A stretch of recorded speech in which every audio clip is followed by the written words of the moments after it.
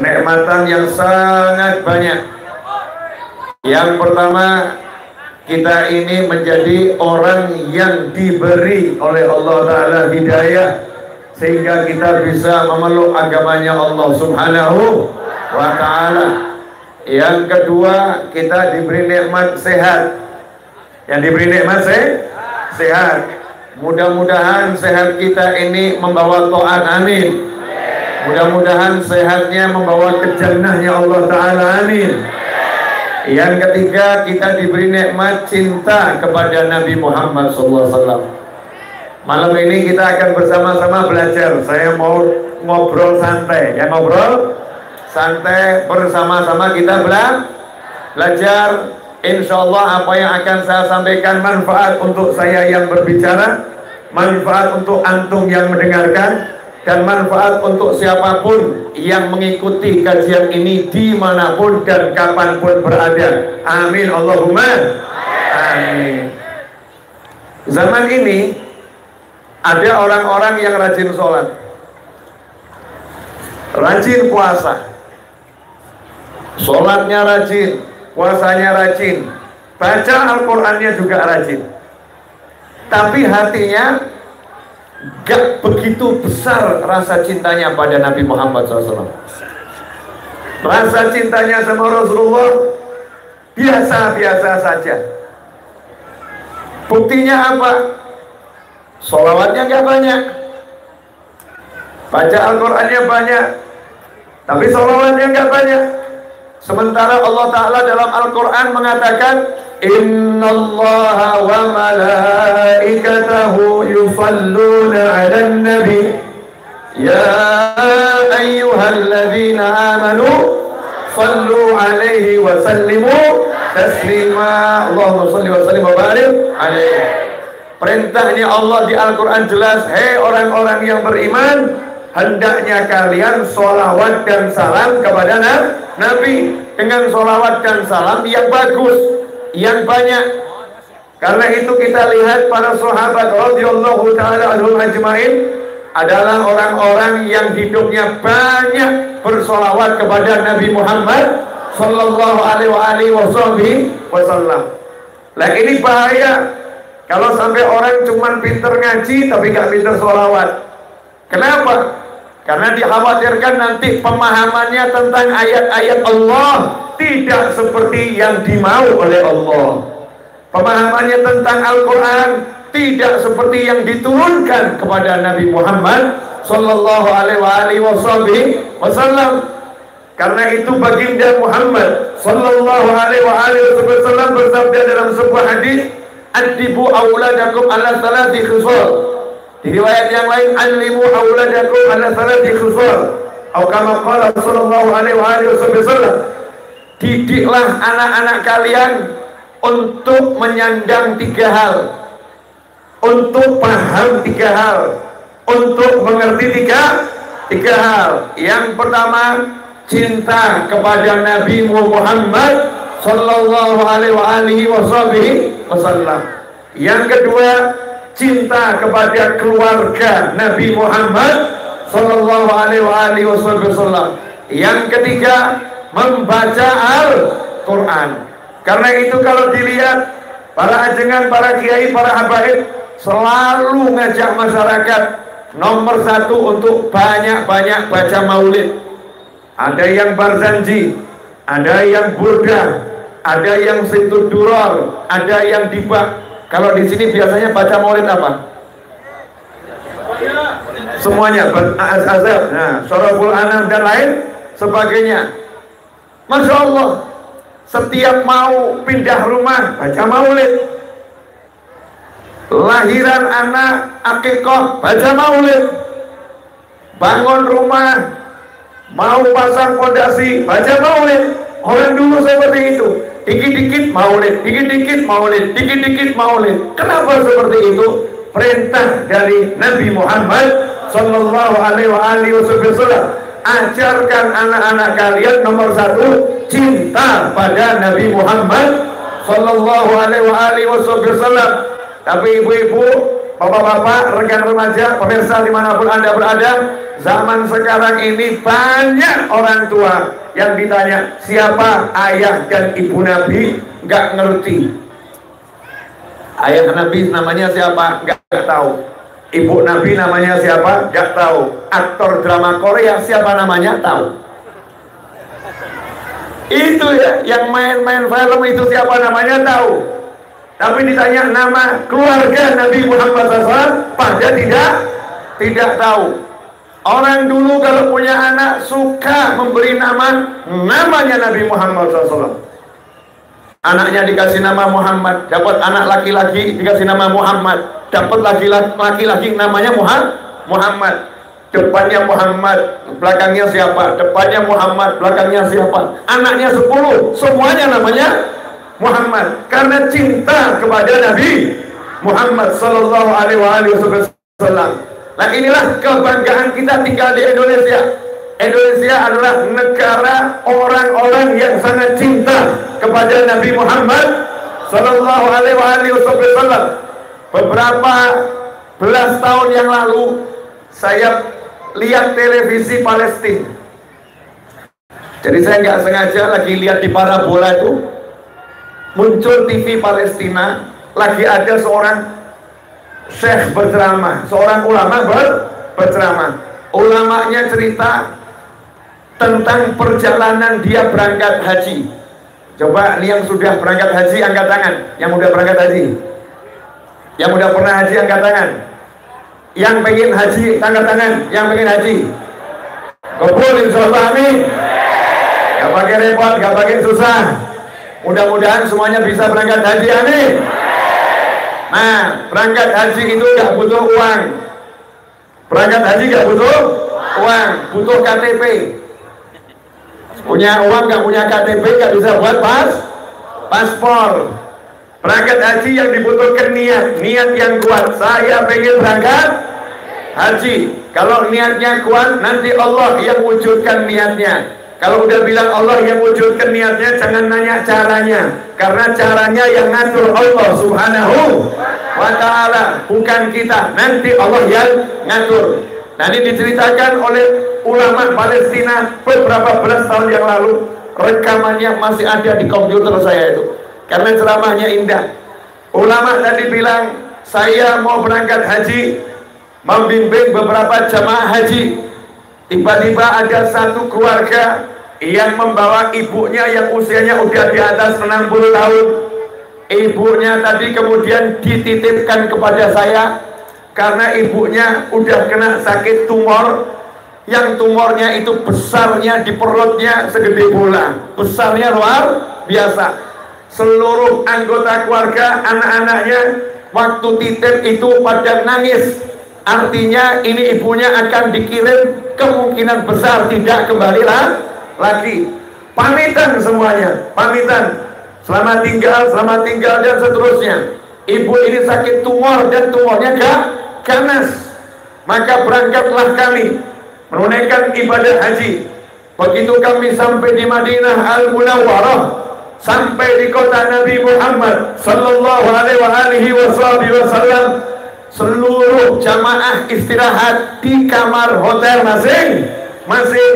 Saya baru masuk kamar, kata ulama tersebut, tiba-tiba pintu kamar saya diketuk oleh seseorang.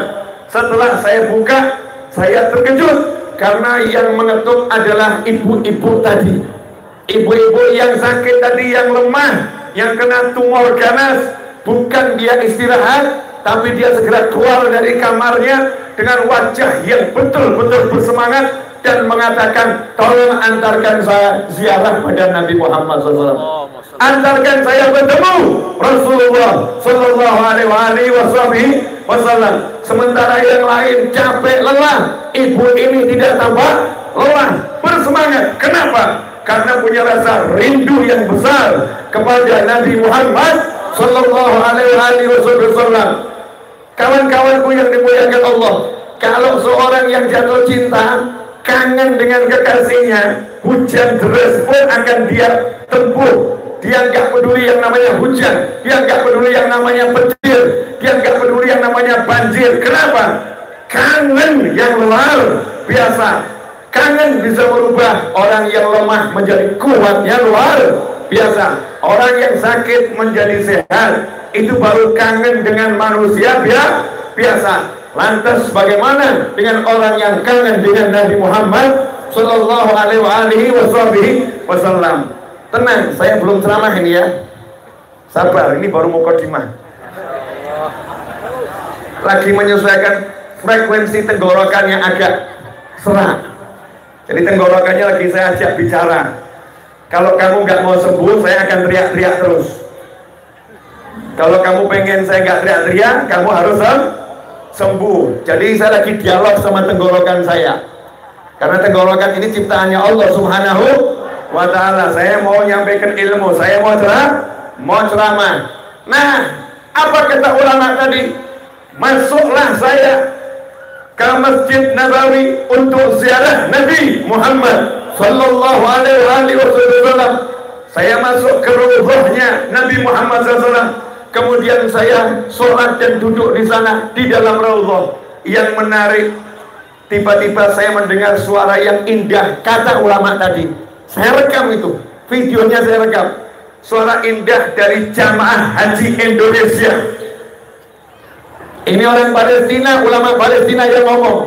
Saya dengar suara indah dari rombongan jamaah haji Indonesia. Mereka mengucapkan syair-syair memuji Nabi Muhammad Sallallahu Alaihi Wasallam. Dan ulama tadi hafal, ditirukan. Salatullah salamullah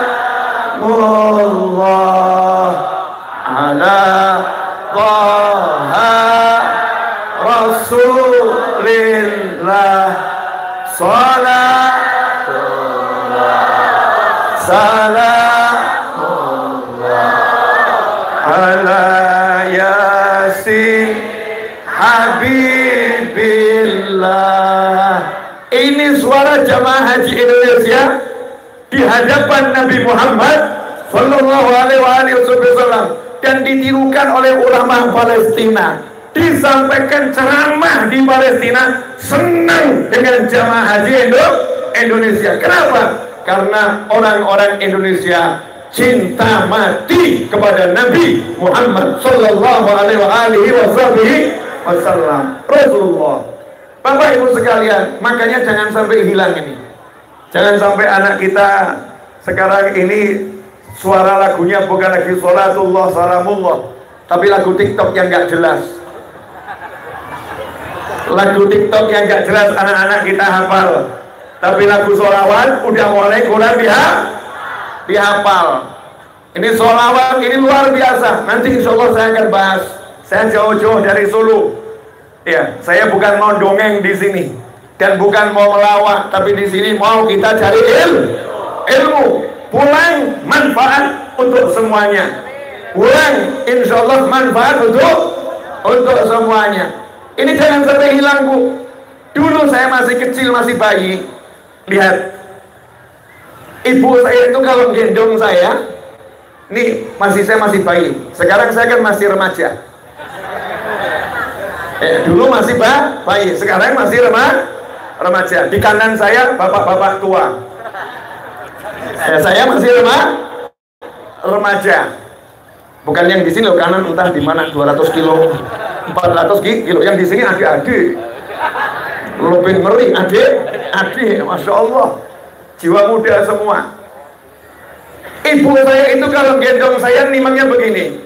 La ilaha illallah, la ilaha illallah, Muhammadun Rasulullah, Naufal Waliullah. Begitu. Ibu saya itu kalau nimang saya begitu, dan itu orang-orang tua dulu begitu semua. La ilaha illallah, la ilaha illallah, Muhammadun Rasulullah. Kalau anaknya namanya Umar Waliullah, namanya Salim waliullah. Namanya Anton, Anton, waliullah. Namanya Mahmud, Mahmud, waliullah. Sekarang di mana? Goyang dangdut. Masya Allah. Ini ibu sekarang gendong anak, bukan disolawatin, bukan didoakan, bahkan sambil telepon gunjing orang. Iya, itu yang kemarin tuh ibu yang satu itu memang nyebelin orangnya. Sama telepon gendong anak gunjing orang. Bagaimana anaknya bisa jadi waliullah kalau ibunya gunjing orang di hadapan anaknya sambil gendong anaknya? Orang dulu, Masya Allah, la ilaha illallah, la ilaha illallah, Muhammadur Rasulullah, anakku waliullah. Ya pantas, kalau saya jadi wali itu pantas. Kenapa pantas? Dari kecil didoakan ibu. Kalau sampai saya nggak jadi wali, terlalu keterlaluan. Udah didoakan kok nggak jadi. Berarti kan keterlaluan. Kalau kalian didoakan orang tua kalian jadi wali, pantas. Kenapa? Karena doa orang tua tidak akan ditolak oleh Allah Subhanahu wa ta'ala. Al-Habib Salim bin Abdullah Asy-Syadzili rahimahullah pernah ceramah dan saya dengarkan langsung, bukan dari televisi, bukan dari YouTube, tapi langsung di majelis. Beliau menjelaskan tentang doa orang tua untuk anak. Doa orang tua untuk anak. Kata Habib Salim Asy-Syadzili rahimahullah, doanya orang tua untuk anak itu diterima Allah tanpa syarat. Wa in kana kafiran. Doa orang tua buat anaknya itu langsung nembus 7 lapis langit, nggak pakai diperiksa-periksa oleh langit 1, langit 2, tembus langsung ke Allah Ta'ala. Wa in kana kafiran, meskipun bapak ibunya nggak iman sama Allah, meskipun bapak ibunya bukan seorang muslim dan muslimah, tapi kalau mendoakan anaknya diterima oleh Allah Ta'ala. Bayangin tuh, apalagi kalau bapak ibunya muslim, apalagi kalau bapak ibunya itu kekasih Allah Subhanahu wa ta'ala. Sehingga kalau diambil contoh begini, ini contoh saya buat sendiri. Ada satu kiai habib orang soleh, doanya kira-kira kabul atau enggak kabul? Kiai habib orang soleh, doanya kira-kira kabul atau enggak kabul? Insya Allah kabul. Tapi ada tapinya. Habib kiai orang soleh itu tetap harus mengikuti prosedur langit. Prosedur langit, SOP langit ada. Sampai langit pertama diperiksa dulu. Habib siapa yang doa ini? Habib Noval. Oh, doanya sebetulnya kabul, tapi cek tuh pakaiannya. Pakaiannya halal nggak itu waktu doa? Kalau waktu doa pakaiannya nggak halal, ya udah pending doanya, jangan dilanjutkan ke atas. Ngeri. Pakaiannya halal, oh pakaiannya halal. Tadi waktu berdoa sempat makan yang haram nggak? Nggak mungkin Habib Kiai Ustadz makan yang haram. Maksudnya makan haram tanpa diketahui. Makan di warung, makan di rumah makan, makan di pinggir jalan. Ternyata yang masak mengandung benda-benda yang diharamkan oleh Allah Ta'ala. Ini kita makan tanpa kita sadari, makan tanpa kita sadari, masuk ke tubuh kita, doa kita ditolak oleh Allah Ta'ala. Tidak berdosa, tapi doanya dipending. Syarat nembus langit pertama, baru langit pertama ini, belum langit kedua dan seterusnya. Tidak boleh di tubuhnya ada yang haram, harus halal semua. Setelah dicek halal semua, pakaiannya halal, makanannya halal, semuanya halal, naik ke langit kedua. Langit kedua yang dicek lebih detail lagi, bukan masalah pakaiannya, khusyuk nggak doanya? Doanya khusyuk nggak ini? Khusyuk. Lanjut 3, 4, 5, 6, 7 sampai langit ketujuh yang dicek ikhlas atau tidak. Doanya ikhlas, dicek malaikat Jibril alaihissalam. Malaikat Jibril ilmunya lebih dari malaikat yang di langit ketujuh. Seringkali sampai malaikat Jibril ditolak. Kenapa? Menurut detektor doa. Detektor doa level 7 dia lolos, tapi detektor doa malaikat Jibril enggak lolos. Belum ikhlas, ada riak kecil yang tersembunyi. Sebagaimana disebutkan dalam kitab Minhajul Abidin, dicek di sana. Naik setelah itu ada satu orang doanya lolos langit pertama sampai ke-7, sampai malaikat Jibril alaihissalam lolos doanya menuju Allah Ta'ala. Sama Allah ditolak. Jibril, kamu nggak tahu, dia masih punya niatan tersembunyi, bukan karena aku. Lebarkan ke wajahnya. Gak gampang nih doa sampai diterima Allah Subhanahu wa Ta'ala. Tapi ada satu doa yang nggak pakai dicek.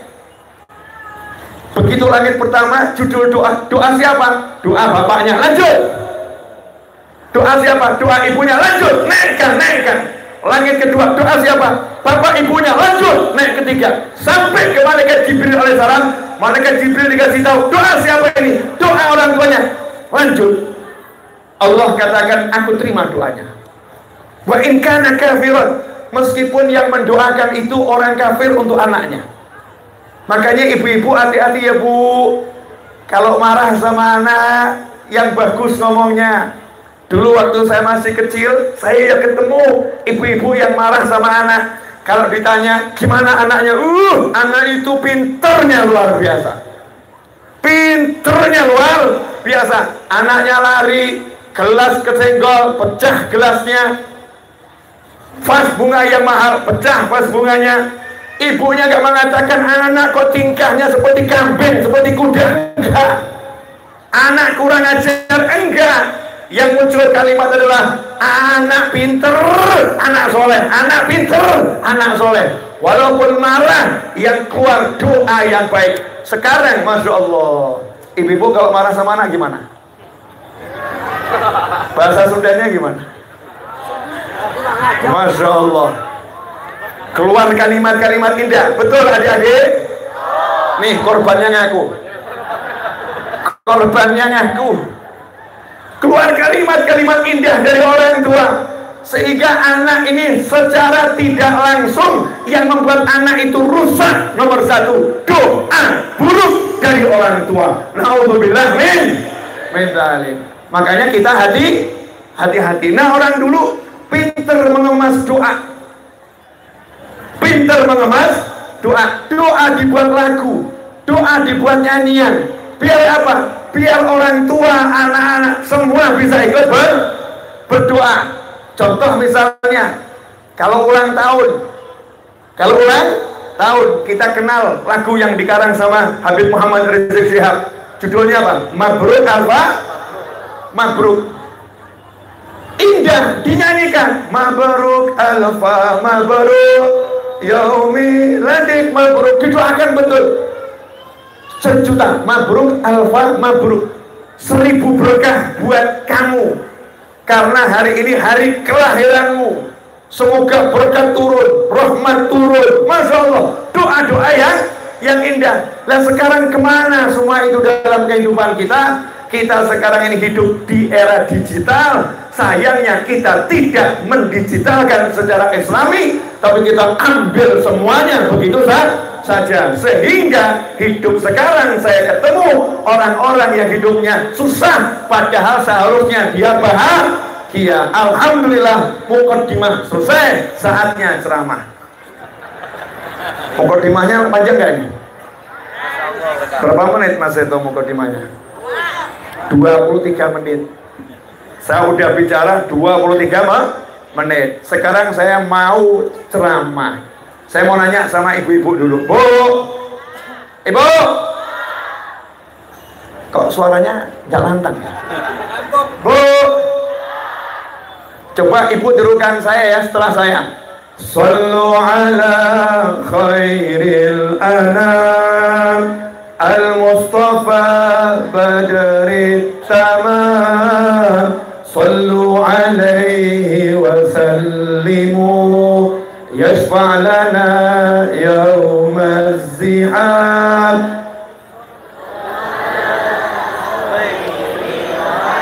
Cukup ibu-ibu, yang mas-mas, bapak-bapak nggak usah. Saya lagi ngetes ibu-ibu. Ayo Bu, silakan. Sallu.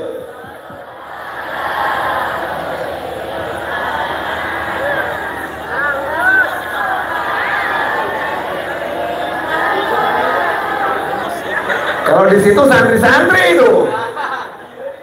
santriwati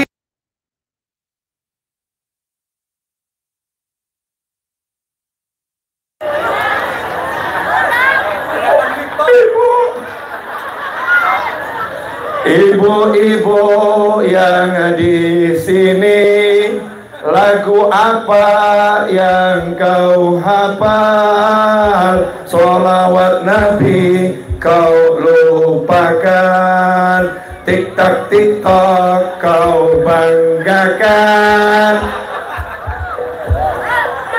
Oh, ini lagu tadi kalau dibaca langsung Allah mengatakan, aku bersolawat untukmu. Solawat Allah 10 kali untuk orang yang sekali bersolawat pada Nabi Muhammad SAW. Coba sekarang tirukan saya. Nanti kalau masak begitu, Sallu ala khairil tanah. Begitu kalau masak, Salatullah salamullah. Ini nanti yang dimasak jadinya sehat, jasmani rohani.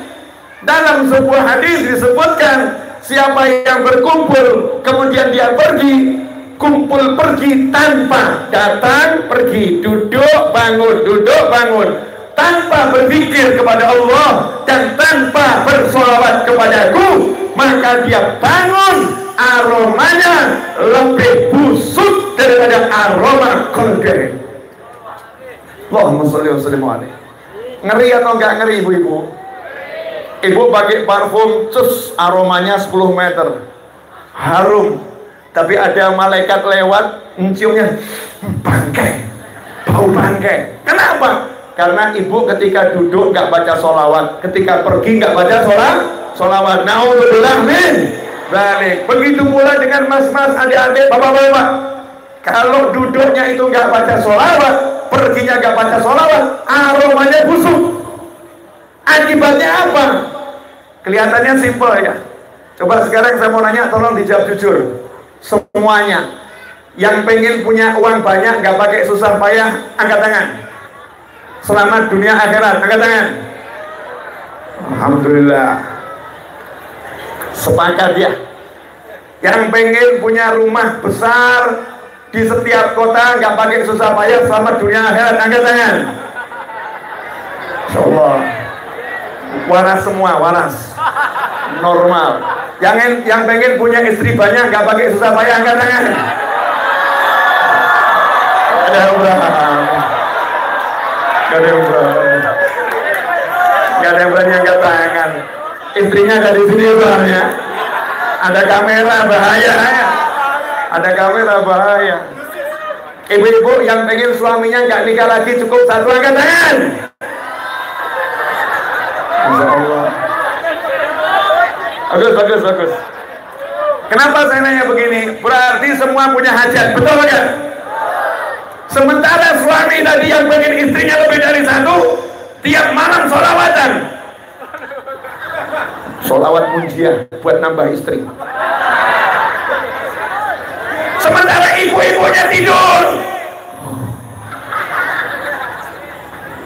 Kalau ibu-ibu pengen suaminya nggak nambah istri, maka ibu-ibu malam sholawat munjiah, apa? Penangkal tambah istri. Begitu. Kekuatan hajat. Hajat.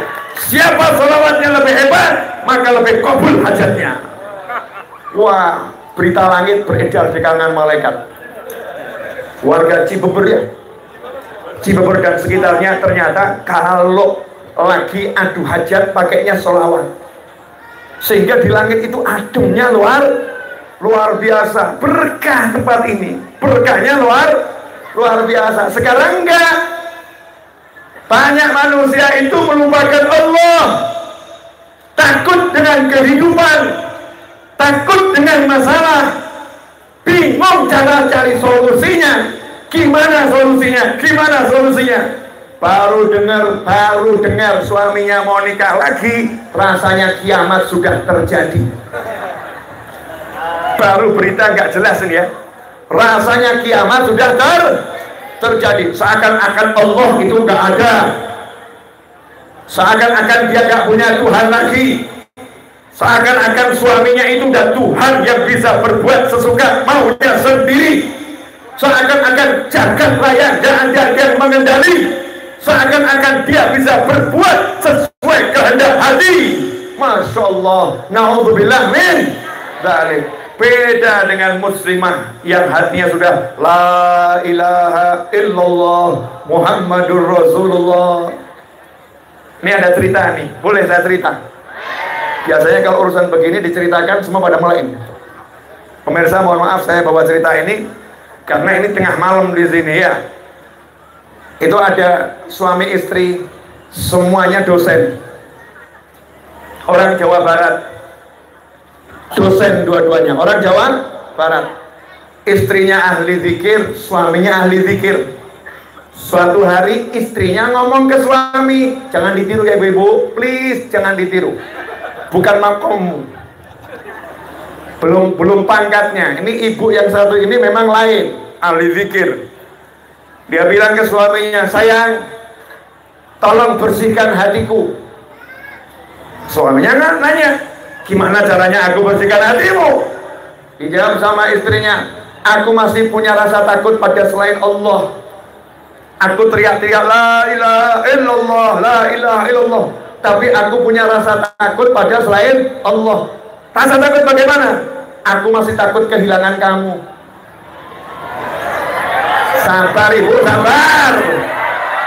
Tenang, tenang, pemirsa, tenang. Aku masih takut kehilangan kamu. Ini kisah nyata ya, saya nggak merekayasa, asli. Tapi ikuti kisah ini sampai akhir. Karena kalau tidak sampai akhir terjadi salah persepsi, bahaya. Ya, sabar bu, ini cerita indah luar biasa. Silahkan nanti dipraktekkan secara detail sampai akhir. Jangan sepotong-sepotong. Subhanallah. Suaminya ngomong, enggak, aku enggak mau nambah istri, because I love you. So sweet, so sweet. Ya, just you are the one. Hanya kamu, cuman kamu satu-satunya yang ada dalam hatiku. Aku nggak mau cari yang lain, entah jujur, entah dusta, wallahu a'lam. Yang jelas yang muncul seperti itu. Istrinya ngomong, kalau kamu cinta sama aku, tolong kamu nikah lagi, biar aku mampu menghilangkan rasa takut ini dari hatiku. Pucuk dicinta, ulang pun tiba. Harapan tersembunyi dalam hati pun diungkapkan oleh sang istri. Maka yang terjadi saudara-saudara, kayak wayang ya. Yang terjadi istrinya carikan istri untuk suami. Ini kisahnya tak sabar, belum selesai. Sabar. Hasilnya ditanya sama istrinya, mau nggak yang ini, mau nggak ini, dipilihkan, suruh milih gitu ya, dikasih pilihan, bukan dipilihkan satu, enggak, yang ini. Akhirnya suaminya, udah terserah kamu yang mana, enggak, kamu yang suka yang mana, ya udah yang itu. Dipanggilkan penghulu, panggilkan saksi, panggilkan keluarga, dibuat pesta pernikahan kecil-kecilan. Istrinya nunggu di situ, nggak pergi pegang tasbih. Hasilnya apa? Penghulu mengatakan, ya sebentar lagi kita akan menyaksikan pernikahan Fulan bin Fulan dengan Fulanah binti Fulan, bla bla bla bla bla bla. Begitu calon mertua itu mengulurkan tangan, suaminya bilang, maaf pak, batal, saya nggak jadi nikah. Batal, mohon maaf saya nggak bisa nikah ini. Semua bingung, oh ya. Wong calonnya ya cantik, menyenangkan, istrinya ridho, kok batal? Akhirnya untuk yang kedua kali dipaksa sama istrinya, bersihkan hatiku, belum bersih hatinya. Dipaksa betul sama istrinya. Akhirnya dia melakukan lagi. Saat mau akad nikah, teriak lagi, batal. Akhirnya teman-temannya, para kiai, para ustadz ya tanya, jangan begini, kamu buat malu kami nih. Sudah 2 kali tinggal akad nikah batal, nggak bisa begini, ada apa? Saya nggak pengen batal, tapi tadi waktu tangan calon mertua maju, di telinga saya ada yang teriak. Saya dengar di telinga saya, kalau kamu sakiti istrimu, awas kamu berurusan dengan Allah Ta'ala.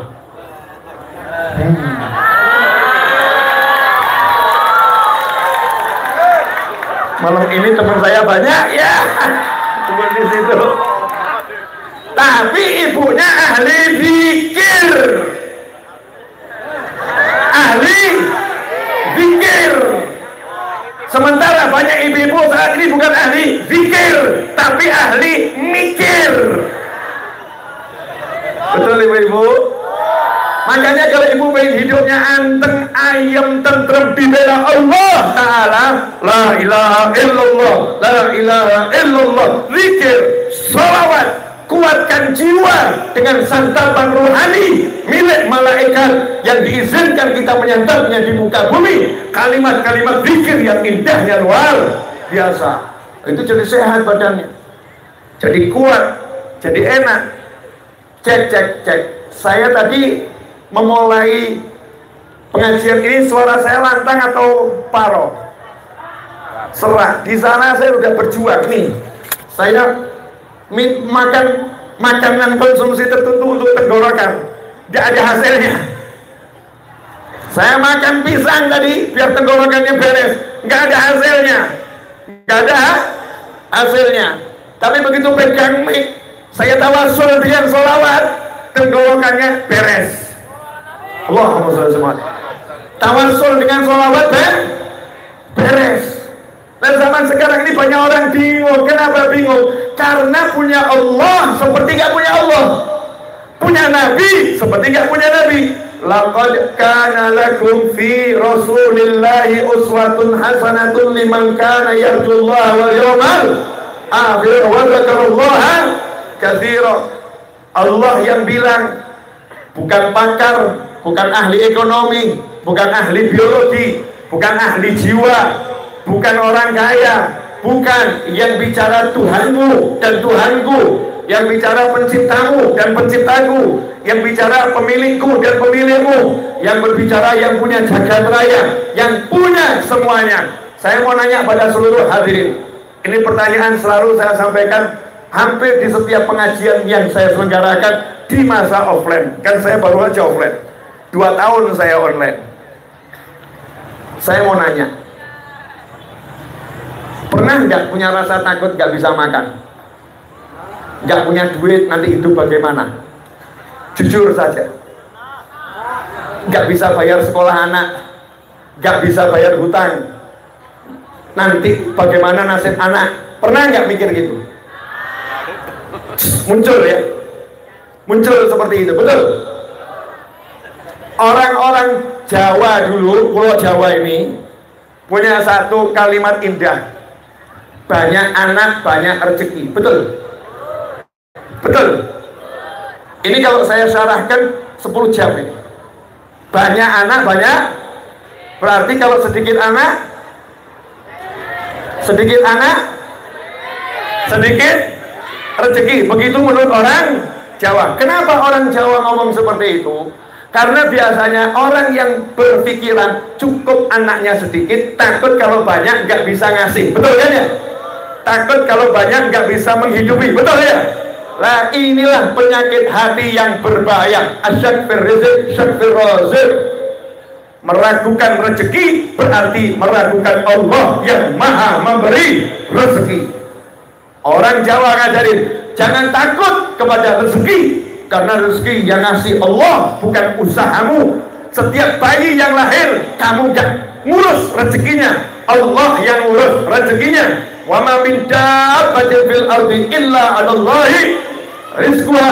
Setiap yang ada di jagat raya ini, di muka bumi, yang menguasai, Allah yang ngurus rezekinya. Allah, kalau udah dibilang Allah itu artinya Allah yang ngurus, Allah yang ngurus. Kalau orang Arab bilang ale, urusanku, tanggung jawabku, itu tanggung jawabku. Kalau misalnya kita masuk di rumah makan sama beberapa orang, gila bayar, ada yang bilang ale, berarti yang bayar aku, yang ngurusin aku. Tenang saja kita, karena dia udah jamin aku yang bayar, dan Allah udah jamin siapapun makhluknya di muka bumi, aku yang urus rezekinya. Jadi kalau kita masih bingung rezeki anak-anak kita, berarti kita tidak percaya kepada Allah Ta'ala. Ngeri atau enggak ngeri? Makanya itu la ilaha illallahnya dikuatin. La ilaha illallah, Para kiai kan ngajak begitu, para ulama ngajak begitu. Kenapa diajak mengucap la ilaha illallah, la ilaha illallah?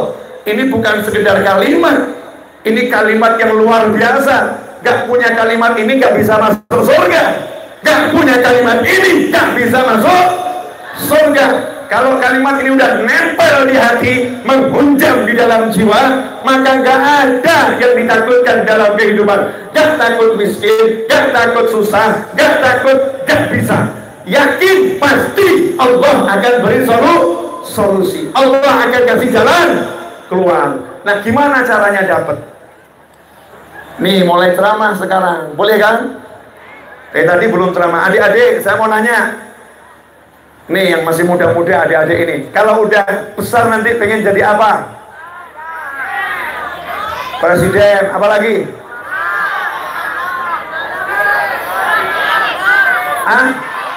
Coba satu-satu. Baris depan dulu, pengen jadi apa? Ustaz, orang soleh, pengusaha, ya. TNI, polisi, Masya Allah. Macam-macam cita-citanya. Saya kasih tahu. Semua jabatan dunia itu ada masa pensiunnya. Betul? Semua jabatan dunia ada masa pensiunnya. Kalau jabatan akhirat nggak ada pensiunnya. Jadi TNI tapi yang ustadz, yang kiai. Jadi polisi yang ustadz, yang kiai. Jadi pengusaha yang ustadz, yang kiai. Nanti jabatan polisi TNI-nya berakhir, kiai ustadznya nggak akan berakhir. Usahanya jatuh, kiai ustadznya nggak akan jatuh. Pangkat tertinggi adalah jadi orang yang punya ilmu. Tapi sayang akhir zaman ini, ibu-ibu dan bapak-bapak membuat anaknya itu takut untuk jadi orang yang punya ilmu.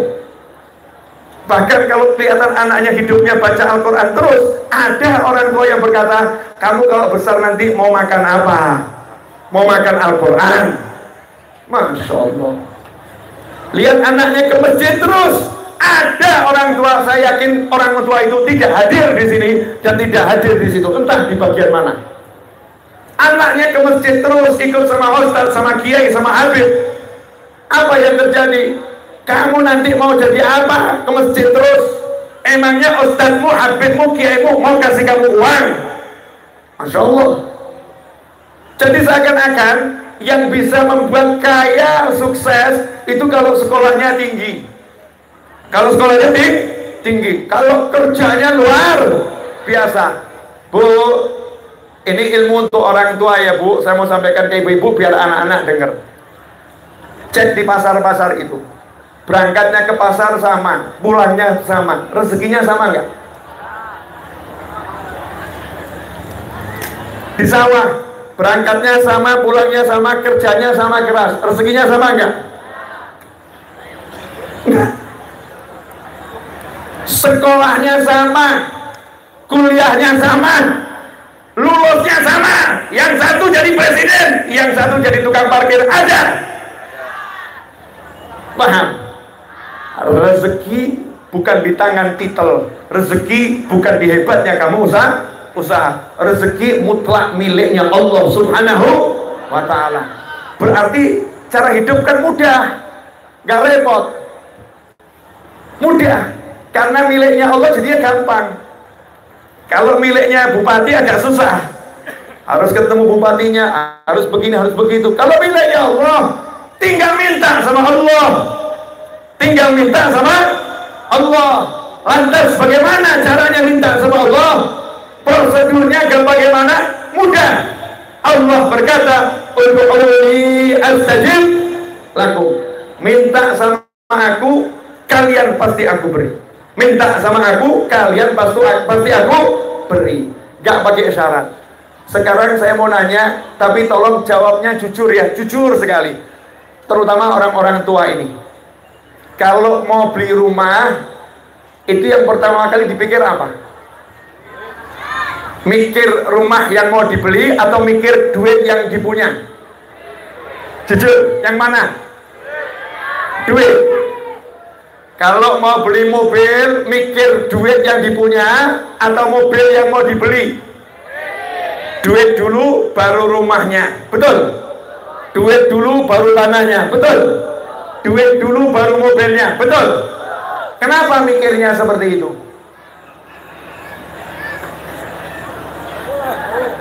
Karena gini, nah, uangnya cuma 100 juta, masa mau beli Alphard yang harganya 1 miliar? Kan nggak masuk akal, Yai, betul?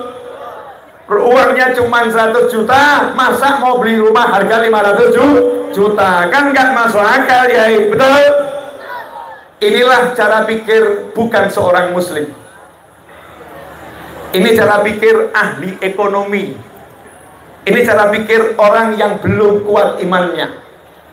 Ini cara pikir yang salah dalam syariat. Kalau cara pikirnya kiai sama habib sama ustadz beda. Mau beli rumah, cari rumah yang bagus, yang baik, yang manfaat. Ya, pasang niat yang baik, cari rumahnya yang cocok. Begitu ketemu rumahnya yang cocok, cek harganya. Harganya 1 miliar, uangnya 10.000, berani beli rumah. Gila ya. Uang 10.000 mau beli rumah harga 1 miliar. Gila atau enggak gila? Ngomong sama istrinya, yang itu rumah yang di pojok sana senang atau enggak senang? Oh, senang banget.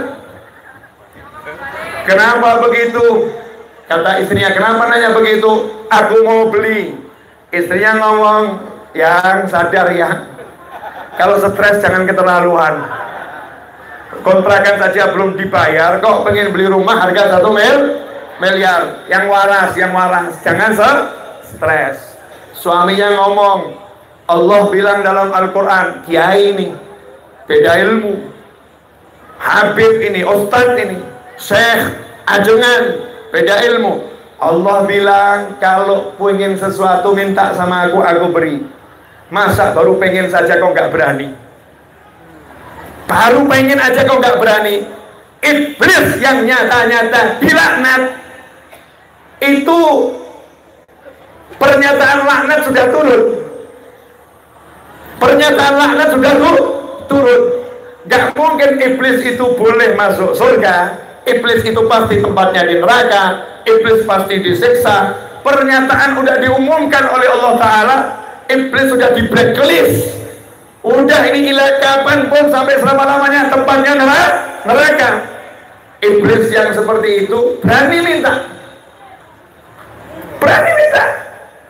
Iblis yang mengatakan, wah nggak mungkin dikasih sama Allah. Oh nggak mungkin. Lihat nih makrifahnya iblis. Bagaimana iblis kenal Allah Subhanahu wa ta'ala. Allah maha kaya, Allah maha dermawan, Allah maha bisa, Allah maha pemurah, Allah maha memberi, Allah maha.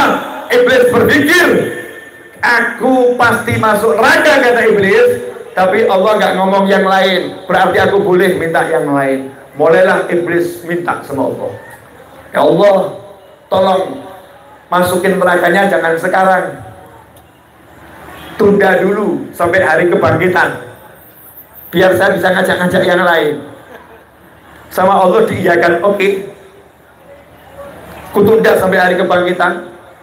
Ajak pengikutmu masuk neraka, kecuali hamba-hambaku yang mukhlasin, yang hatinya ku buat jadi ikhlas. Kamu nggak bisa bawa mereka ke neraka.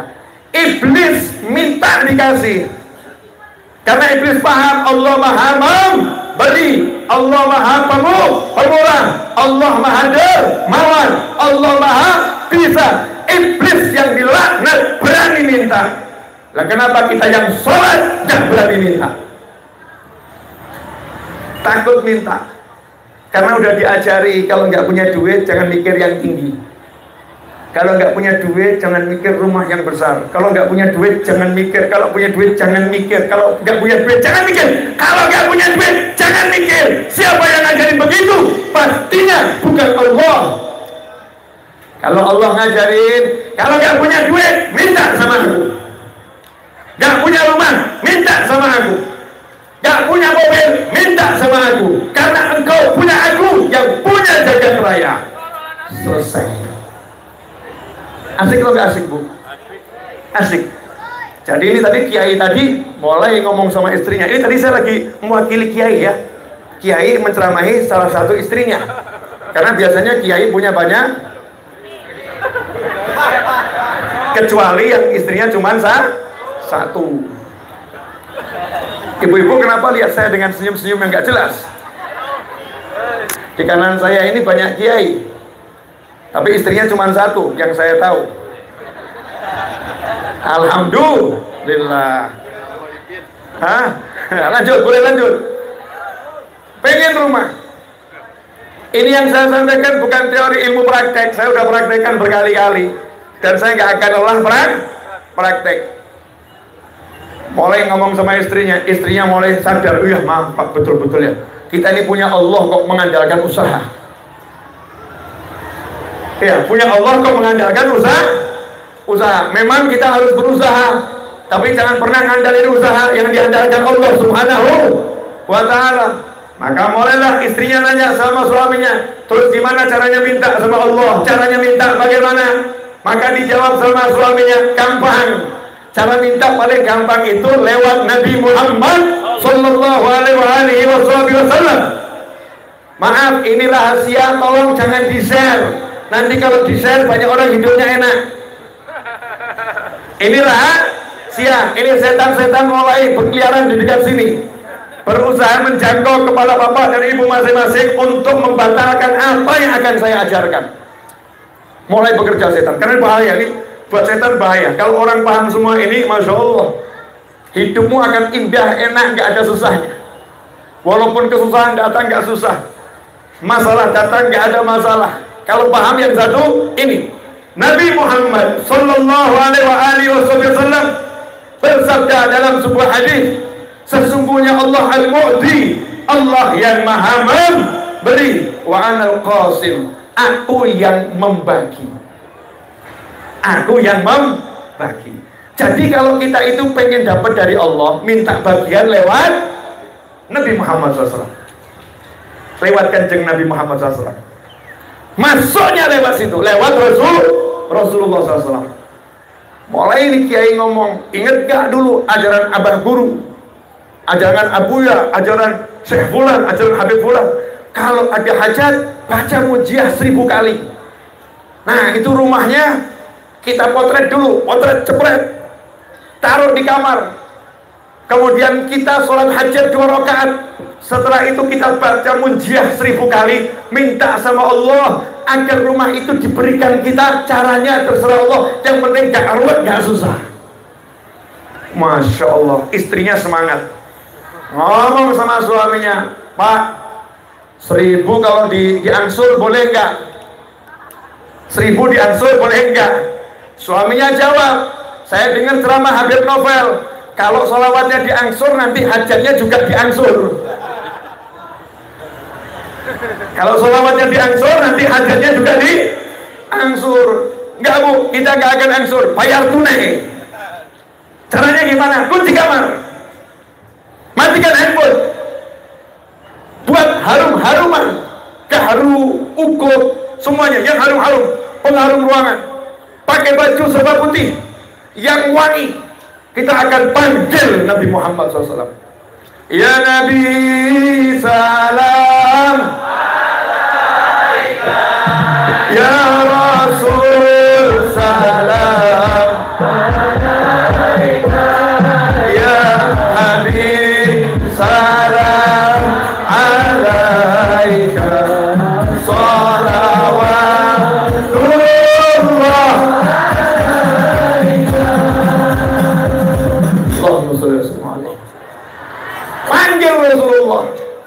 Begitu sholawat ini jalan dari Cibeber menuju Madinah Al-Munawwarah. Tahu enggak kecepatannya? Kecepatan sholawat berjalan. Nih handphone nih. Ini handphone. Ada aplikasi yang sederhana namanya WhatsApp, betul ya? WA, sederhana. WA ini buatannya orang-orang yang gak iman sama Allah, betul? Dikasih sedikit ilmunya Allah Subhanahu wa ta'ala. Kita diizinkan memakainya oleh Allah Ta'ala. Kita kirim pesan WhatsApp, saya ada di Cibubur. Kirim pesan WhatsApp ke anggota grup di rumah saya yang ngurusi pondok saya. Saya kirim sama grup santri tersebut, bersihkan musola. Klik, klik. Begitu klik, langsung klik sampai di sana. Betul atau betul? Klik, klik, klik, klik. Padahal ini sinyal Cibubur sampai sinyal Solo baru 4G, belum sampai 5G. Sinyalnya 4G, belum 5G.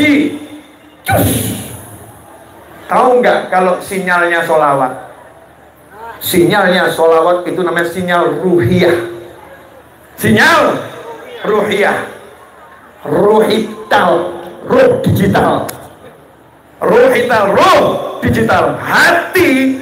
Begitu hati ini menyapa Nabi, sholawatnya belum sampai, hatinya udah sampai pada Nabi Muhammad SAW. Allahumma shalli alaihi. Dan tahu nggak kekuatan ruh Nabi Muhammad SAW? Belum kita ngungkapkan cinta, Nabinya masih hidup, sudah dijawab. Sallu ala Nabi. Antum di Cibubur, saya di Cibubur, yang di Solo, yang di Jakarta, yang di Palembang, yang di Bandung, yang di mana-mana, belum mengucapkan rindu pada Nabi, sudah dijawab Nabi saat hidup sallallahu alaihi wasallam. Wa syauqah, wa syauqah, wa syauqah. Nabi udah mendengar sebelum kita lahir. Kekuatan ruh Nabi Muhammad SAW bisa menangkap sinyal orang-orang yang belum dilahirkan.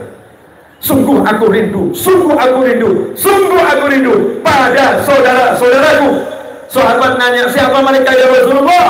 Rasul menjawab, orang-orang yang akan lahir setelah aku wafat, tidak pernah melihat aku, tidak pernah mendengar suaraku. Mereka rela mengorbankan apapun demi sekali memandang wajahku. Sallu ala Nabi. Allahumma shalli alaihi. Jadi ini kekuatan yang luar biasa. Begitu sholawat ini dibaca, Allahumma sholli ala Sayyidina Muhammadin wa ala ali Sayyidina Muhammadin, sholatan tunjina biha min jamil ahwali wal afat, wa taqbilana biha jamil hajat, wa tutahhiruna biha min jamil sayiat, wa tarfa'una biha indaka ala darajat, wa tuballighuna aqsal ghayat min jamil khairat fil hayati wa ba'dal mamat. Dibaca 1, 2, 3. Ini sholawat datang pada Nabi SAW. Apa jawabannya Rasulullah? Sholawatku juga untukmu, salamku juga untukmu. Ternyata sholawat ini bukan sekedar sholawat, bawa doa. Proposal di balik sholawat.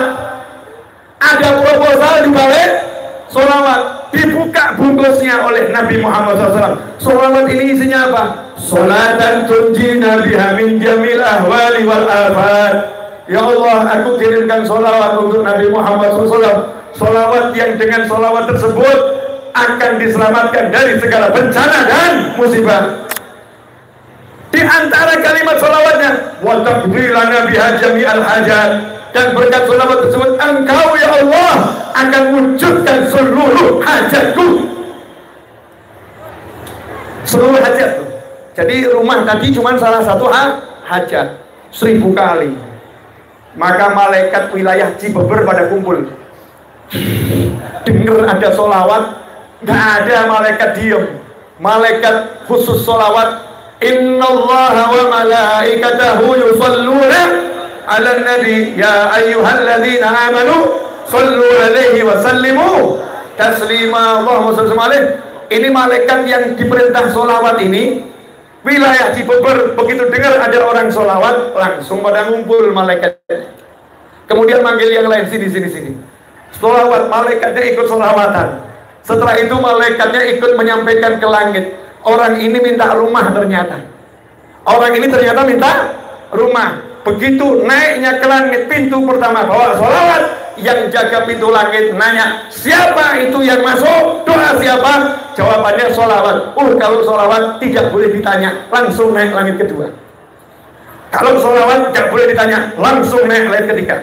Kalau sholawat gak boleh ditanya, langsung naik langit 7. Sholawat gak boleh ditanya. Begitu ini sholawat, malaikat Jibril pun akan ikut sholawat. Sallu ala Nabi. Allahumma shalli alaihi. Malaikat lihat ini doa dibungkus sholawat, malaikatnya ikut sholawat. Maka Allahnya begitu terima sholawat, Allahnya langsung jawab, untukmu juga sholawatku 10 kali. Rahmatku, ampunanku, ku naikkan derajatmu. Rahmatku, ampunanku, ku naikkan derajatmu. Maka ketetapan Allah ini disampaikan kepada seluruh makhluknya Allah. Malaikat Jibril ngomong kepada malaikat langit yang ke-7, 7 ngomong ke-6, 6 ke-5, terus sampai yang di langit paling bawah ngomong kepada bumi. Bumi pun, pohon, tumbuhan, semuanya ngomong, Allah sayang sama dia, Allah rahmati dia, Allah ampuni dia. Maka saat itulah semua yang di alam bekerja mewujudkan hajat. Oh, itu nanti caranya macam-macam, aneh-aneh. Oh, nggak usah saya jabarkan di rahasia. Nanti kalau dijabarkan banyak yang seneng. Nanti banyak yang seneng. Paham ibu-ibu? Nanti ibu-ibu pahamkan anaknya ya. Makanya sekarang kalau punya hajat gak usah ruwet mikir cara, mikir sholawat dulu. Nanti caranya Allah yang ngajarin. Bagaimana Allah yang ngajarin? Wa may yattaqillaha yaj'al lahu makhrajan wa yarzuqhu min haitsu la yahtasib. Siapa takwa kepada Allah, sholawat itu salah satu ketakwaan yang luar biasa. Wa may yattaqillaha, ya Allah aku bertakwa kepadamu dengan bersolawat pada Nabi Muhammad SAW. Engkau perintahkan aku sholawat, ya Allah aku sholawat. Yaj'al lahu makhraja, saya punya masalah ya Allah, dikejar-kejar hutang ya Allah, yaj'al lahu makhraja, Allah akan beri kamu solusi, jalan keluar. Wa yarzuqhu min haitsu la yahtasib, Allah akan beri dia rezeki dari arah yang gak pernah bisa dia pikirkan. Selesai masalah. Itu namanya jalan sholawat. Jadi ada 2 tadi, doa orang tua dan sholawat. Nah ini sekarang saya akan bahas tentang orang tua. Saya ini Novel bin Muhammad Al-Idrus, yang lebih dikenal orang dengan nama Habib Novel.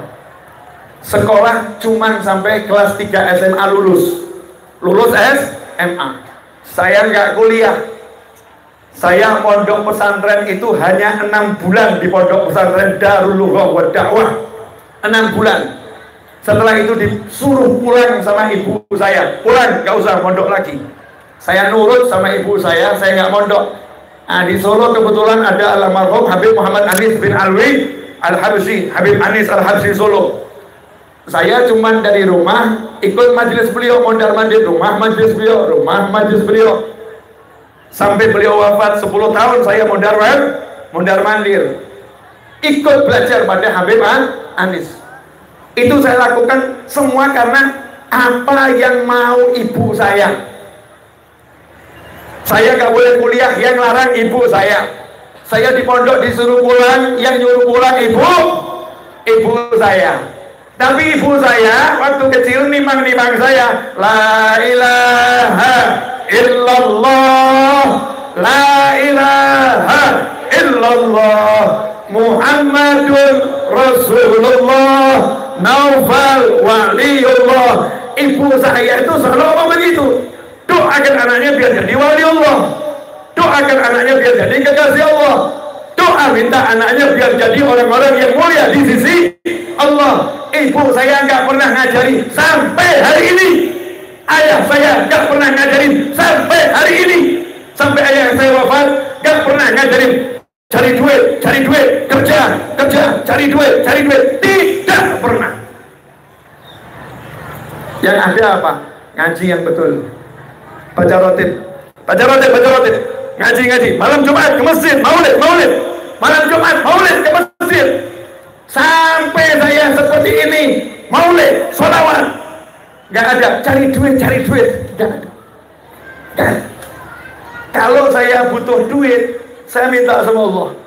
Caranya minta sama Allah, saya punya 2. 1, doa orang tua, 2, sholawat. Saya ngomong sama ibu saya, Mah, butuh uang 10 miliar, gak punya duit. Mau beli tanah sebelah, saya gak punya uang. Butuh uang 10 miliar. Jawaban ibu saya, gobul, beli tanahnya, gobul insya Allah.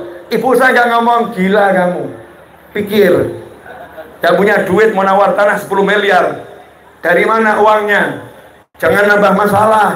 Jangan berpikir yang berat-berat. Enggak, ibu saya tahu saya gak punya duit. Tapi ibu saya paham, dia punya Allah.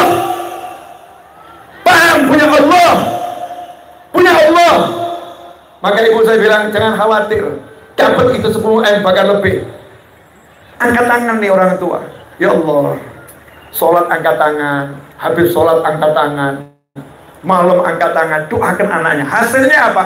10 M beres bahkan lebih. Bangunannya pun jadi. Jadi. Karena apa? Karena yakin sama Allah. Jangan mau ditipu sama dunia, ditipu sama ilmu yang mengatakan kamu harus usaha. Doa nggak cukup, salah. Kamu harus doa, usaha itu wujud menjalankan syariat. Minta sama Allah Subhanahu wa ta'ala. Alhamdulillah, 1 jam sudah saya teriak-teriak. 1 jam 5 menit tuh. Saya nggak lihat jam, cuman kira-kira saja. 1 jam 5 menit. Ini masih PPKM, nggak boleh malam-malam. Alasan Ustadz untuk mengakhiri pengajian. Betul kan ya? Tapi nambah dikit boleh ya? Nah, sekarang ini ilmu yang paling akhir sebelum saya menyelesaikan kajian. Untuk semuanya, tolong mari kita jadikan majelis kita ini sekarang dimanapun jadi majelis yang betul-betul majelis. Majelis yang betul-betul majelis. Kalau membereskan tempat mungkar, nahi mungkar di tempat mungkar itu biasa. Nahi mungkar di tempat mungkar biasa. Tapi kalau nahi mungkar di tempat taat itu luar biasa. Majelis itu tempat taat, masjid itu tempat taat. Saya minta kalian lakukan satu hal ini selama ada majelis maupun di dalam masjid. Satu ini aja. Jangan ada yang membawa rokok ke majelis dan jangan ada yang merokok ketika majelis. Kalau udah selesai majelisnya, silahkan monggo. Di luar sana mau merokok bebas. Tapi kalau di dalam masjid dan di dalam majelis, jangan sampai kita menjadikan majelis dan masjid itu kotor. Kenapa? Ijma' ulama ahlus sunnah wal jamaah, tidak ada yang memfatwakan rokok mubah. Tidak ada. Rokok itu hukumnya satu di antara 2. Yang pertama haram. Haram. Tentunya banyak yang tidak terima pendapat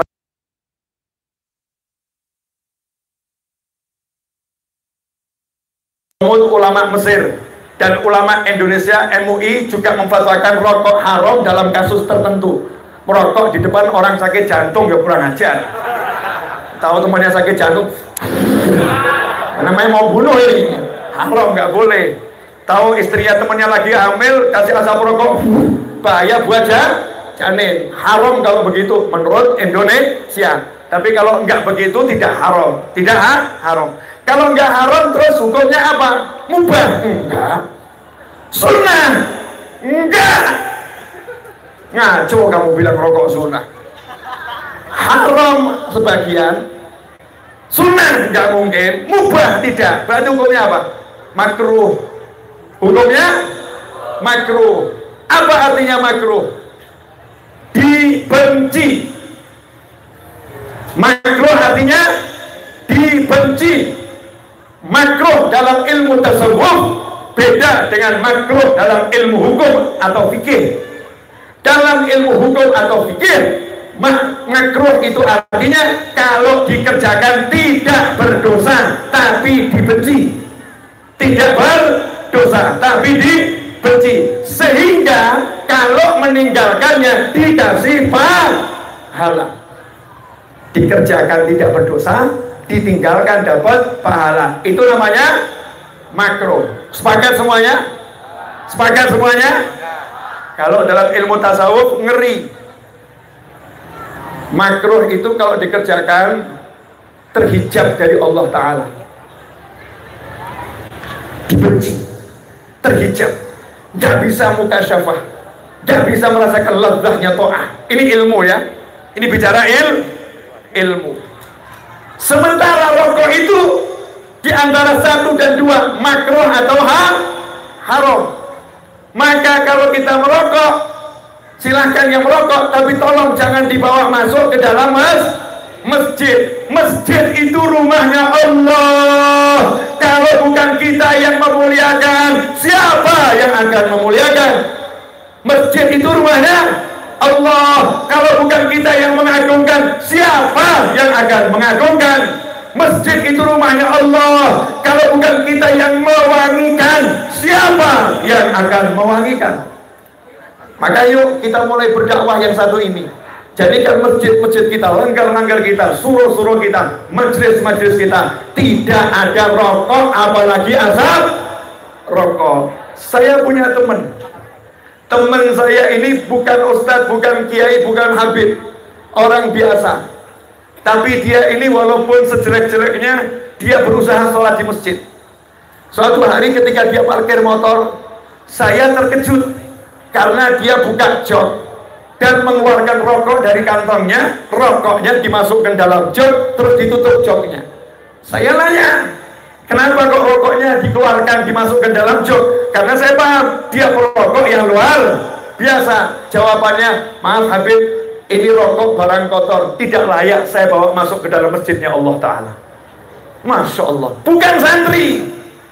Maka kalau kita santri gak paham ini, apa manfaatnya mengaji? Kalau kita santri gak paham ini, apa manfaatnya kita mengaji? Siap menghargai majelis, siap memuliakan majelis. Ingat saudaraku, in ahsantum li anfusikum. Kalau kalian itu memuliakan rumahnya Allah, majelisnya Allah, kalian berbuat baik bukan untuk orang lain, bukan untuk saya, bukan untuk para habaib, bukan untuk para kiai, tapi untuk diri kalian sendiri. Nah, ini satu anjuran saya, ya, anjuran, tolong sampaikan pada yang lain di seluruh Indonesia. Jadi kita paham, karena nggak mungkin tempat-tempat mungkar dirubah jadi baik. Kalau di tempat baik masih ada kemungkaran, nggak mungkin. Rahmat Allah nggak akan turun di tempat-tempat yang jelek. Kalau kita yang baik-baik masih mungkar di tempat yang baik. Maka ayo kita mulai dari diri kita sendiri sebelum nunjuk-nunjuk orang lain. Yang kedua, sehebat apapun kamu ibadah, sehebat apapun kamu beramal, tidak akan diterima oleh Allah kalau kamu durhaka pada orang tuamu. Yang muda-muda ini, jangan pernah ada yang keluar dari rumah untuk alasan apapun tanpa izin orang tua. Kalau belum ketemu orang tuanya, belum dapat izin, jangan keluar dari rumah. Minta izin orang tuamu, ibumu, bapakmu, ngomong, ayah, ibu izin, saya mau hadir majelis di alun-alun. Ayah, ibu izin, saya mau pergi ke rumah Pak Lek, Pak D, Bule. Saya akan pulang jam sekian. Hargai orang tuamu. Kalau engkau tidak menghargai orang tuamu, tidak ada harga dirimu di hadapan Allah Subhanahu wa ta'ala. Ridhallah fi ridhal walidain wa suhdullah fi suhdil walidain. Ridhonya Allah bergantung pada ridhonya orang tua. Marahnya Allah bergantung pada marahnya orang tua. Saya tidak ada yang saya banggakan kecuali kalau ibu saya bilang, aku senang sama kamu. Saya mau ceramah yang datang itu ribuan, gak ngurus.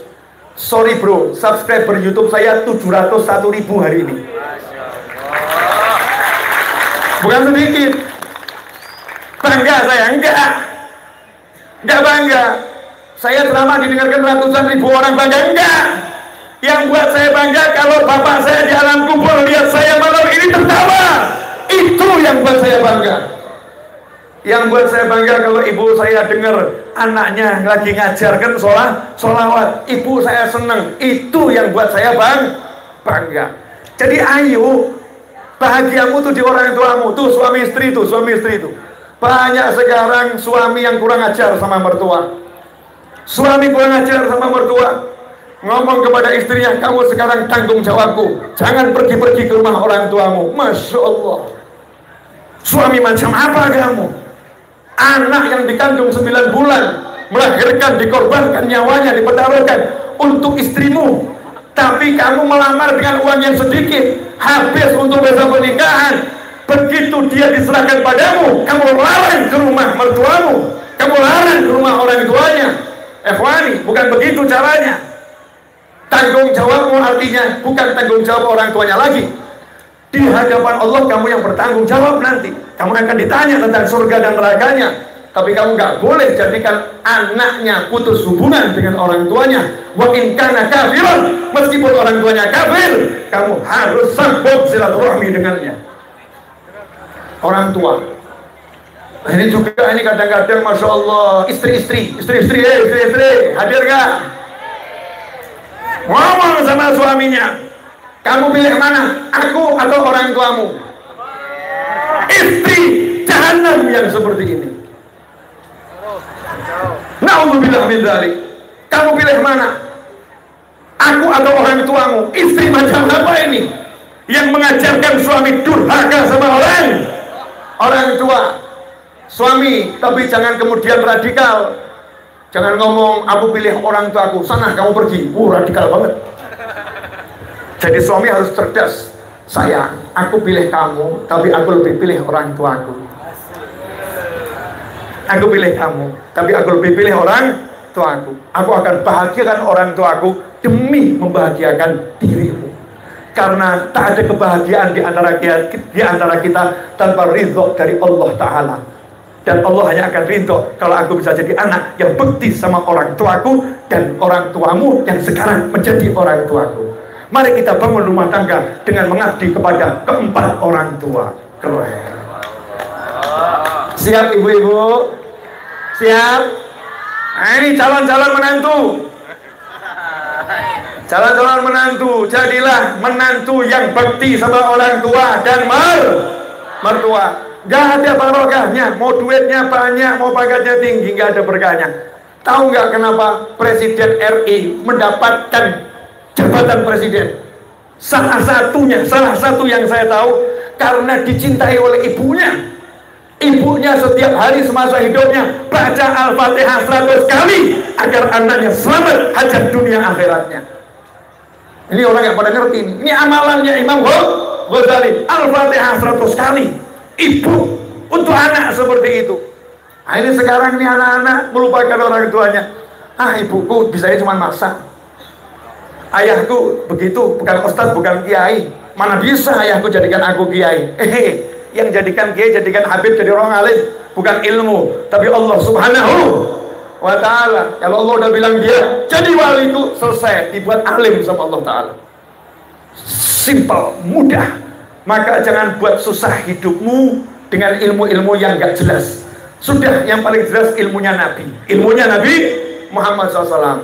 Ingat pesan saya pesan cuma 2. Yang pertama, sterilkan majelis, sterilkan masjid dari rokok dan asap rokok. Siap atau nggak siap?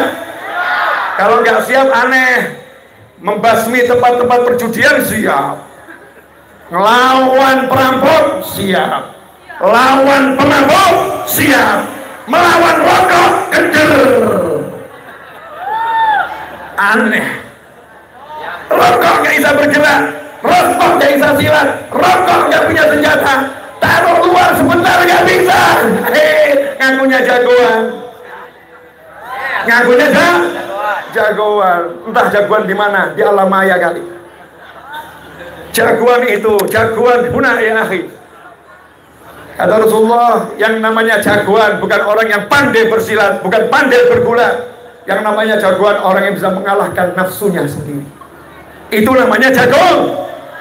Rokok itu nafsu, kendalikan. Saya nggak melarang orang rokok, tapi harus tahu tempatnya di mana, waktunya kapan. Sebab ini bukan barang bagus, ini barang jelek. Para kiai, para habaib, para ustadz sudah mencontohkan yang baik. Di majelis nggak merokok, di majelis. Perkara di luar merokok itu urusan pribadi masing-masing. Tiru itu. Wadah yang gaya. Saya kan tiru Pak Yai Habib. Saya tiru Habib juga, Habib ngerokok, kiai ngerokok, sabar. Kalau tiru jangan ngerokoknya. Pak Kiai yang ngerokok malamnya tahajud 100 rakaat, kamu ngapain? Pak Kiai yang ngerokok hafal Al-Quran, kamu hafal apa? Habib yang ngerokok satu hari sholawat 10.000 kali, kamu satu hari mulutmu buat apa? Jangan tiru rokoknya, tapi tiru amal solehnya. Beliau bisa mengendalikan nafsunya, tahu kapan harus melakukannya. Jelas semuanya? Jelas. Alhamdulillah. Puas saya. Ini gembrobios, berkeringat 1 jam 30 menit. Apa 25? 20 pas tuh. Hampir 1,5 jam. Lanjut enak ngomong lanjut.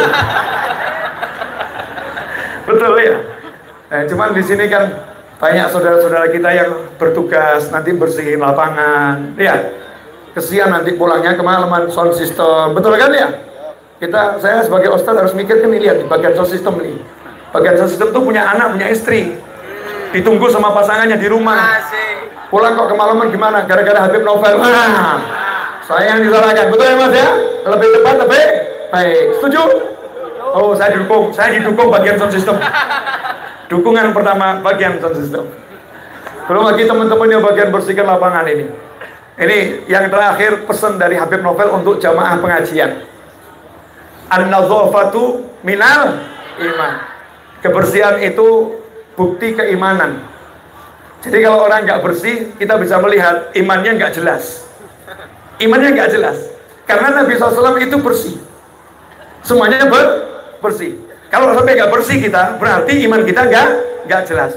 Aneh toh, kalau katanya pengajian, pulang kok tempatnya jadi tempat sampah. Bagaimana santri yang mengatakan an-nadzafatu minal iman, tapi pulang dari pengajian menjadikan pengajian sebagai tempat sampah? Karena a'udzubillah min dzalik. Maka yang ngaji, yang duduk, cek kanan kirinya. Kalau ada sampah diambil, cari tempat sampah, buang di tempat sampah. Sehingga nanti kelihatan nih, oh cyber ini ya, cyber ya. Cyber ini luar biasa. Ternyata tertib, bersih, menyejukkan, menyenangkan. Siap? Amanat yang terakhir siap? Gampang semua kan? Saya nggak melarang rokok, tapi yuk kita jangan kalah sama rokok. Rokok harus kita singkirkan di tempat yang tepat. Sehingga majelis wangi, harum, bersih, malaikatnya pada datang. Orang tua jadikan yang paling utama. Buktikan kepada masyarakat bahwasanya Islam itu indah, Islam itu bersih, Islam itu santun. Kamu bukan mengotori, tapi kamu yang akan membersihkan. Itu akan jadi sesuatu yang luar biasa. Jazakumullah khairan. Terakhir saya mau kasih ijazah. Sholawat untuk mimpi bertemu Nabi Muhammad SAW.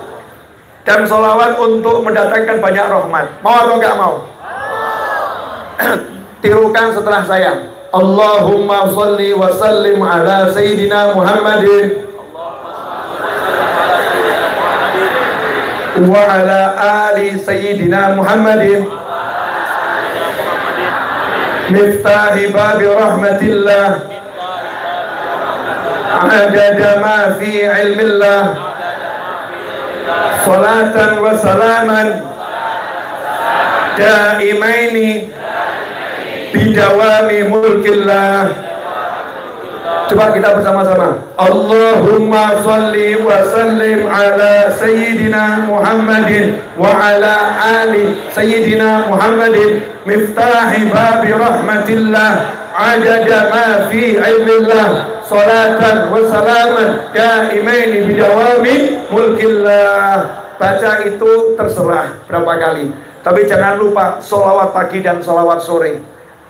Tanya sama keluarganya, istrinya, suaminya, anaknya, pagi udah sholawat pagi belum? Kita diperintahkan Nabi setiap pagi sholawat 10 kali. Kalau sore tanya anak, istri, suami, udah sholawat sore belum? Jangan cuma nanya udah sarapan belum, udah mandi belum? Enggak. Udah sholawat pagi belum, udah sholawat sore belum? 10 di pagi hari, 10 di sore hari. Rasul menjamin SAW, siapa yang pagi sore sholawat 10 kali di pagi, 10 di sore, dia pasti dapat syafaat Nabi Muhammad SAW. Jadi kita bekali anak-anak kita pagi sholawat 10, sore sholawat 10, sholawatnya bebas terserah. Sebagai penutup, karena alhamdulillah jaminan dari Nabi Muhammad SAW, doa saya malam ini kabul. Pasti pada melotot, Habib ini aneh-aneh bilang dapat jaminan dari Nabi. Nabi udah jamin kurang lebih 1400 tahun yang lalu. Doa Habib Novel malam ini kabul. Kok bisa? Iya, Karena Nabi SAW bersabda, doaul musafir mustajab. Nabi bersabda doanya musafir mustajab. Saya seorang musafir, sudah dijamin Nabi, doa saya pasti kabul, gak akan diperiksa di langit pertama. Ini hebatnya musafir ya, doanya gak diperiksa. Nah kalian kan bukan musafir, ngaminin aja. Siapa ngaminin sama dengan yang berdoa. Siap berdoa bersama? Nah, urusan doa saya mau duduk. Kesian yang nyiapin kursi gak dipakai. Allahumma sholli wa sallim alaihi. La ilaha illallah.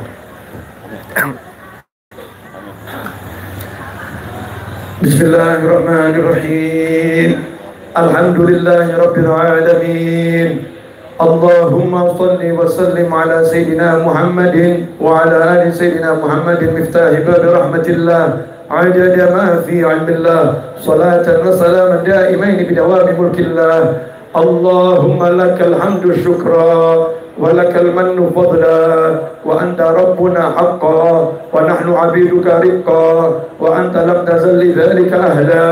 اللهم يا ميسر كل عسير ويا جابر كل كثير ويا صاحب كل فريد ويا مغني كل فقير ويا مقوي كل ضعيف ويا مأمن كل خائف يسر علينا كل عسير يسر علينا كل عسير فتيسير العسير عليك يسير. اللهم يا من لا يحتاج إلى البيان والتفسير حاجاتنا إليك كثير وأنت عالم بها وبصير.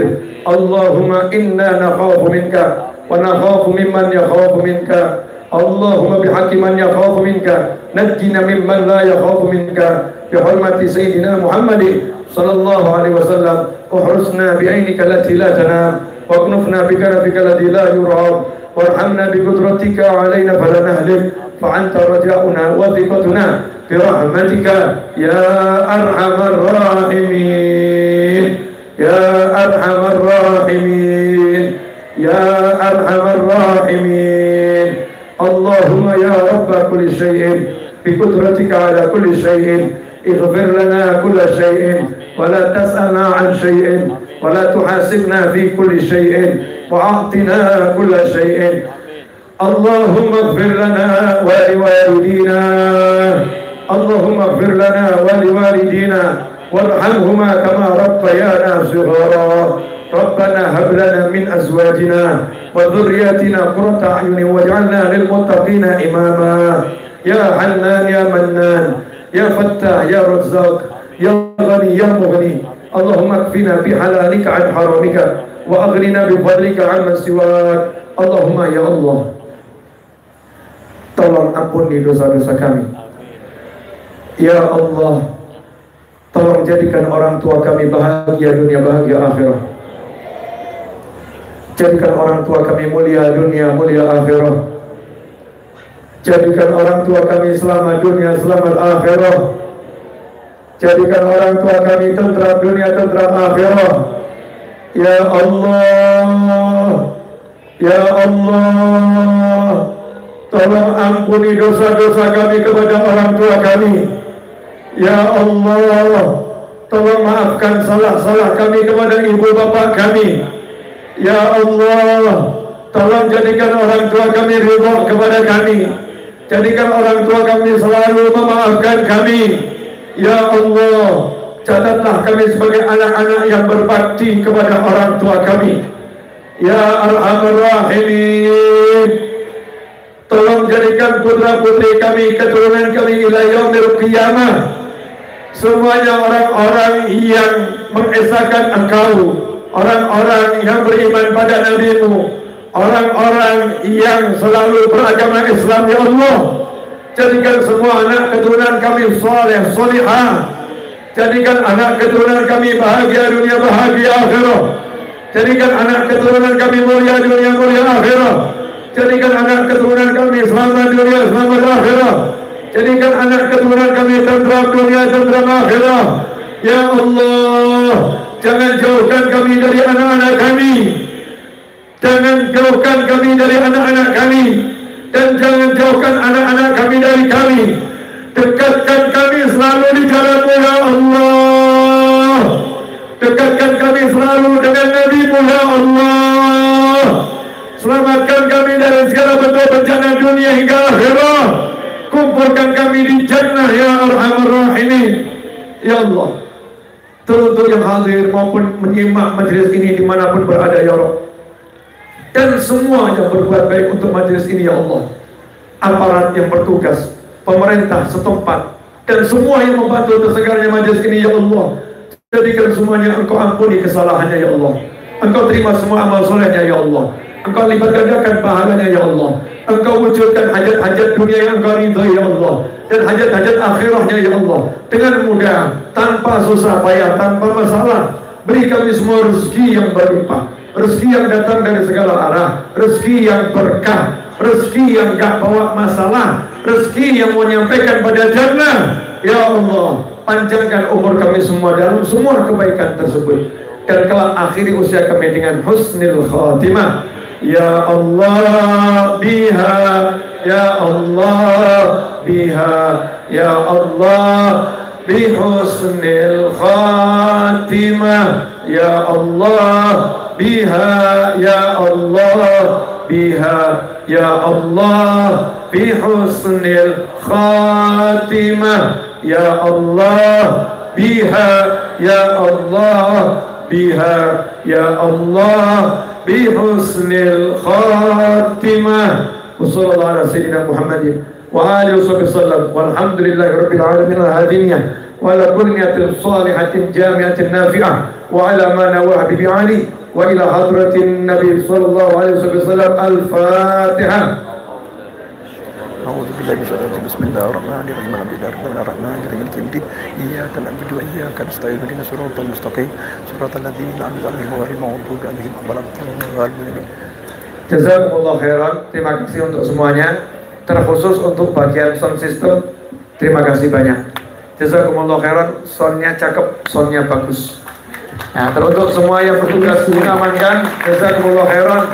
Majelisnya rapi.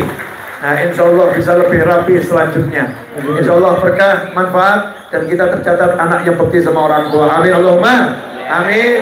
Wabillahi taufiq wal hidayah. Wassalamualaikum warahmatullahi wabarakatuh. Waalaikumsalam warahmatullahi wabarakatuh. Kami ucapkan